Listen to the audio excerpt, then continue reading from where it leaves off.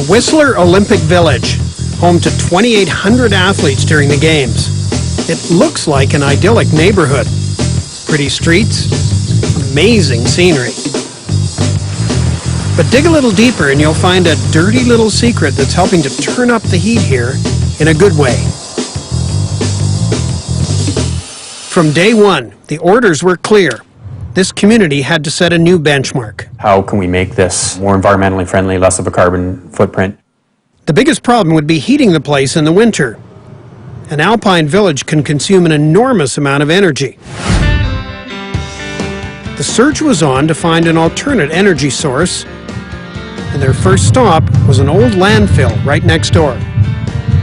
They looked at harnessing the methane that off-gases from that landfill. While the methane helped promise to heat water in homes, there wasn't enough of it, and eventually it had run out. So they looked at solar, geothermal, all of which were expensive. Eventually, engineer Bill Vaughan suggested they look at this. So basically, it is the sewage that's coming from the Whistler village. So it's all collecting from all the communities on the way, ends up here. To some, this looks like a roiling, smelly mess. But to engineers looking for environmental solutions, this is one of the hottest ideas around. Any water that goes down a drain comes to this facility right here. And often that water is warm, used in hot showers, dishwashers, even hotel room toilets that sit for hours at a time at room temperature. Right now, this effluent from the affluent corners of Whistler is 20 degrees Celsius. We've already spent energy to heat it. Well, let's recover that. In the past, no one paid any attention to that heat. The effluent would be treated and sent on its way.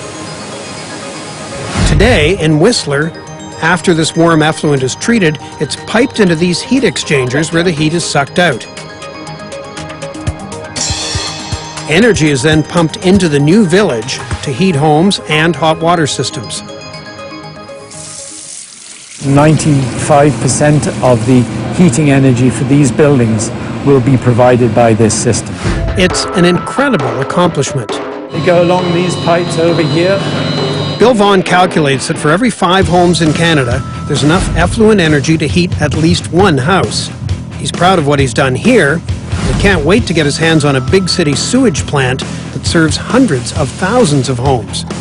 With 20% of our energy needs going down the drain, he knows this is just the beginning of an energy revolution.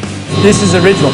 And it doesn't really matter to him that with the world watching, few will actually know that the world's best athletes are keeping warm thanks to the flush of a local toilet.